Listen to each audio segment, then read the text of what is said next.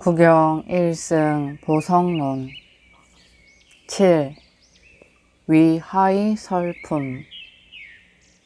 다른 수다라 가운데엔 다 일체의 공한 것을 설하였거늘 여기엔 어째서 진여의 불성이 있음을 설하십니까? 개송으로 말하겠다. 곳곳의 경 가운데에 안팎의 일체 공함을 설하되 함이 있는 법은 구름과 같고 또 꿈과 눈 흘림 같다고 했는데 여기에 무엇 때문에 일체 모든 중생들의 다 불성이 있는 것은 설하고 그 공적한 것을 설하지 않습니까? 답. 개송으로 말하겠다. 겁약한 마음이 있거나 경만한 중생으로서 허망한 법에 집착하여 진여의 실다운 성품을 비방하며 자신의 신하가 있다고 생각하므로 이러한 중생들로 하여금 5가지 허물을 아주 여이게 하기 위해 이 때문에 불성이 있음을 설한 것이네. 8. 신전 청정성 보리품. 청정함과 청정함을 얻음과 멀리 여이는 것과 자타의 이익과 상응하는 것과 깊고 쾌하고 큰 것에 의지하는 것이 저 하는 바의 뜻과 같음이래. 맨 처음 부처님의 보리와 또는 보리를 얻는 방편을 설하되 개송으로 말하겠다. 앞서 부처님의 법신인 그 자성의 청정한 체가 모든 번뇌의 때와 객진에게 더럽힘이 되는 것을 설했으니 마침 허공 가운데에 때를 여인 청정한 해와 달이 저 두텁고 빽빽한 구름에게 많이 끼어 덮인 것과 같음이라. 부처님의 공덕은 때가 없고 항상하고 또 변하지 않고 모든 법을 분별하지 않으시어 번뇌 없는 참된 지혜를 얻으셨네.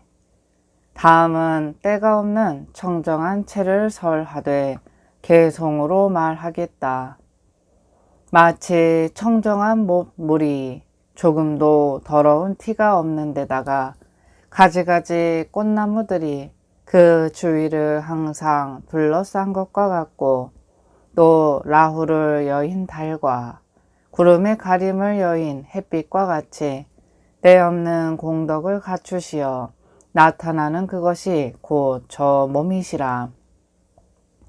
큰 벌의 맛 좋은 꿀과 견고하고 청정한 진금과 법의 광과 큰 과일나무와 때가 없는 저 진금의 형상이고 또는 전륜 성왕의 몸과 미묘한 법의 열의 형상인 이러한 등등의 모든 법이 바로 열애의 몸이신 것이네.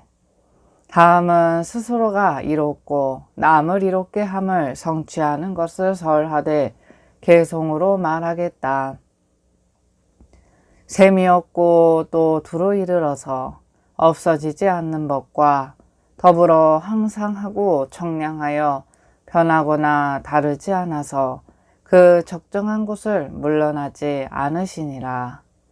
모든 부처님 열애의 몸은 허공의 모양 없는 것과 같으시면서도 모든 수승한 지혜 있는 이를 위하여 6감관의 경계를 지으시나니 미묘한 빛을 나타내어 보이기도 하고 미묘한 음성을 내어 듣기도 하고 부처님의 계양을 맡게 하고 부처님의 묘법의 맛을 주시며 삼매의 감촉을 깨닫게 하기도 하고 깊고 묘한 법을 알아서 자세히 번뇌의 숲을 생각하게 하기도 하되 부처님은 저 허공의 모양까지를 여의셨네. 다음은 제1의 이치에 상응하는 것을 설하되 개송으로 말하겠다. 허공처럼 부사의 하사 항상하고 또 청량하고 변하지 않고 고요하사 모든 분별을 두루 여의신다. 일체 곳에 집착하지 않으사 거리끼고 거친 감촉을 여의시니 부처님의 청정한 마음에 때 없음을 역시 보거나 잡을 수 없네. 다음은 부처님의 법신을 설하되 개송으로 말하겠다. 처음이 아니고 중간도 뒤도 아니어서 파괴하지 않고 다르지도 않고 새 세계를 아주 떠나서 때가 없고 분별이 없는지라. 이 깊고 깊은 경계는 이승들의 알 바가 아니니 수승한 삼매의 지혜를 갖춘 이러한 사람이라야 볼 수 있네. 항아사보다 더 지나친 그 헤아릴 수 없는 공덕을 오직 열애만이 성취하셨으므로 다른 어떤 사람과도 공통하지 않으시네. 열애의 묘한 형상 몸은 청정하여 때가 없는 체이어서 그 모든 번뇌란 번뇌와 일체의 습기를 아주 여의시네. 가지가지 수승한 묘법의 그 광명으로 몸을 삼아서 중생들을 해탈케 하기 위해 항상 휴식할 사이가 없으시네.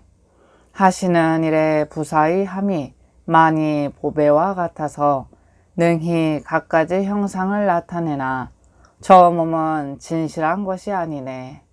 세간을 위해 법을 설하사 고요한 것을 나타내 보임은 교화하여 순숙하게 하기도 하고 수기하여 도에 들게 하기도 하시네.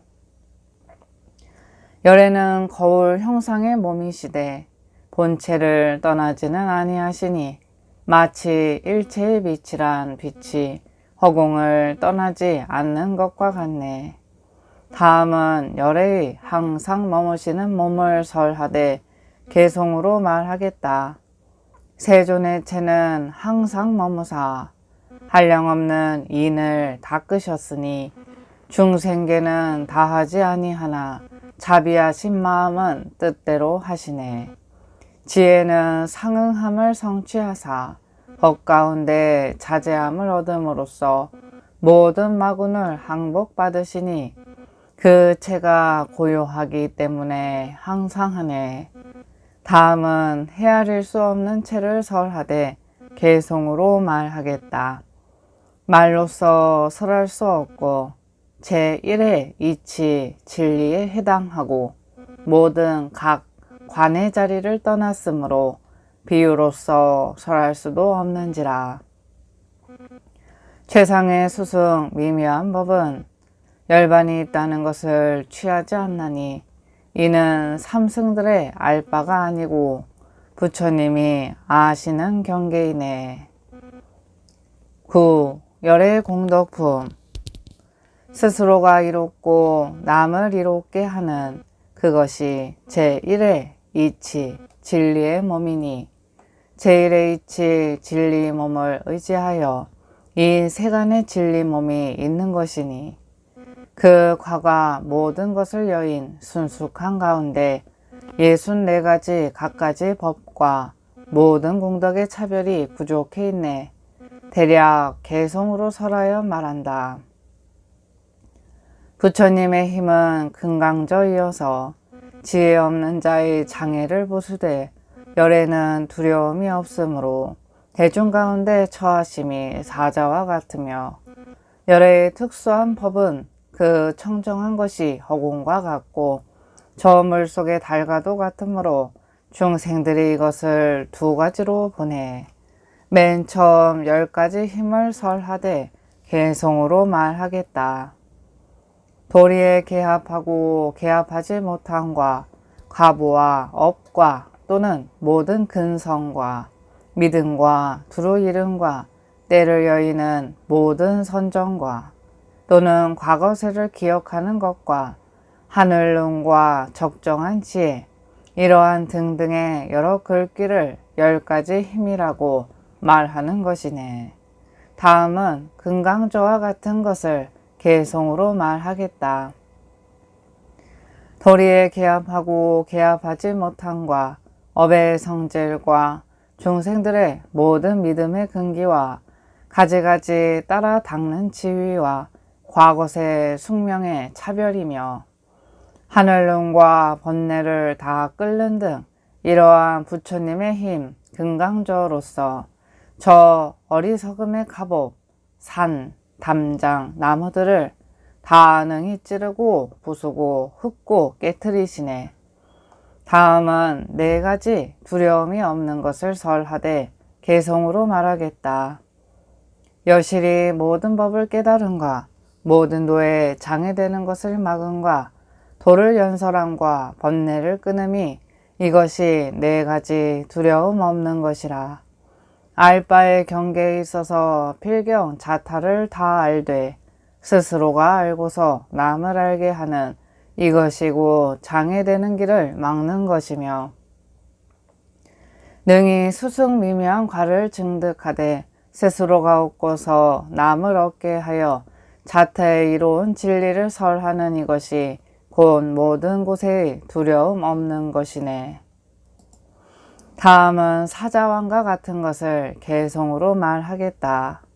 마치 사자왕이 모든 짐승 가운데서 자유로우며 항상 산의 숲속에 있어서 모든 짐승을 겁내지 않듯이 사람의 왕이신 부처님도 모든 군중 가운데 처하여서 겁내지 않고 잘 머물러 굳고 떨치고 또 빠르시네. 다음은 부처님의 18가지 특수한 법을 설하되 개성으로 말하겠다. 부처님은 허물이 없고 다툼이 없고 허망한 생각 등의 잘못이 없고 산란한 마음을 안정시키지 않음이 없고 가지가지 모든 생각이 없으시며 뜻을 조작하거나 마음을 두둔함이 없다. 욕망과 정신에 물러나지 않고 염, 해, 해탈과 해탈지견에 물러나지 않으시며 모든 업의 지혜를 근본 삼아서 새 세상을 알아 일체 장애가 없으시니 이것이 18가지 공덕이고 또 나머지 말하지 않은 것이 이러하네. 세존의 몸과 입은 잘못이 없으므로 그 누가 와서 파괴하더라도 속마음에 움직이는 모양이 없으시니 이는 조작한 마음도 버리는 마음도 아닌 것이며 세존의 욕망과 정진하는 생각과 청정한 지혜와 해탈지견은 언제나 잃어버리지 않으시니 이는 알 수 있는 경계를 나타내 보이는 것이며 일체 모든 업 따위에 지혜를 근본 삼아 전전하사 새 세상에 장애가 없으시니 이는 광대한 지혜의 행함이 항상한 것이라. 이것을 이르러 열의 몸이 큰 지혜와 상응하여서 저 크나큰 보리에 가장 수승미묘한 법을 깨닫는 것이라 하나니 일체 중생들을 위해 큰 법 바퀴를 굴리사 두려움이 없는 수승미묘한 법으로서 저 중생들로 하여금 해탈을 얻게 하시네. 다음은 허공에 상응하지 않는 이치를 설하되 개성으로 말하겠다. 땅, 물, 불, 바람 등은 저 법이 공 가운데 없고 모든 물질 가운데에도 없고 허공은 거리끼는 법이 없는지라. 부처님도 거리끼는 장애가 없으심은 마치 허공의 모양과 같은 것이고 여래께서 세간에 머물러 계심은 마치 땅, 물, 불, 바람과 같은 것이네. 그러면서도 부처님 열의 그 모든 공덕만은 또한 한 가지 법도 다른 세간과 공통한 것이 없네. 다음은 32가지 대안의 모습을 설하되 개성으로 말하겠다.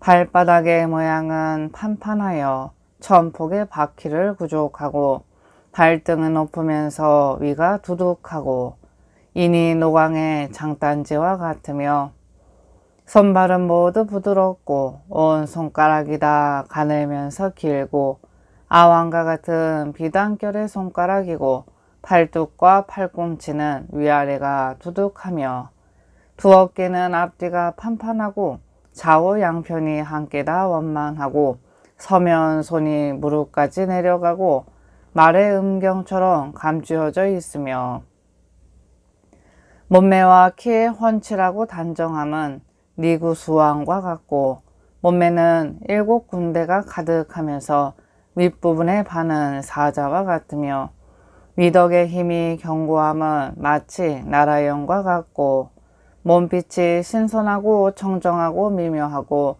부드럽고 연한 것은 바로 금빛의 피부이며 깨끗하고 부드럽고 섬세하고 빽빽하게 한 구멍엔 한 터럭이 나 있으며 털은 보드랍고 연하게 위로 쏠리면서 가느다란 바퀴처럼 오른쪽으로 쏠렸고 몸엔 깨끗한 광명이 둥글게 둘러서 정수리 위의 모습이 높이 나타나며 목은 공작왕과 같고 턱 모양은 사자왕과 같으며 머리털은 깨끗한 금 전기에 비치어서 마치 인드라와 같으며 이마 위 백호의 상은 온 낮에 청정한 광명이며 입에는 40개의 이를 갖추어 두 어금니가 눈보다도 흰데다가 그 표고도 빽빽하고 안팎이 환한 위아래의 이가 함께 다 가지런하며 가릉빈가의 음성처럼 묘한 음성이면서 길고도 먼 음성이고 음식은 씹어 넘김이 없으면서도 맛에 있어서 최상의 맛을 얻으시며 혀는 가늘고도 얇고 넓고도 길고 두 눈은 순수한 검푸른 빛인 데다가 눈썹이 마치 우왕과 같고 모든 공덕은 연꽃과 같으신지라 이같이 사람 중에 높은 이로서 32가지 묘한 모습을 설하노니 그 낱낱 모습이 잠난하지 않아 온몸에 탈 잡을 것이 없으시네. 다음은 물속의 달과 같은 것을 설하되 개성으로 말하겠다. 가을 허공에 구름 한 점 없고 달이 하늘 또는 물속에 비추면 일체 세간의 모든 사람들이 죄다 달의 세력을 보는 것처럼 청정한 부처님법 바퀴 속에도 모든 공덕의 세력을 구족했으므로 불자로서 열애를 볼 때 그 공덕의 몸이 또한 그러하네.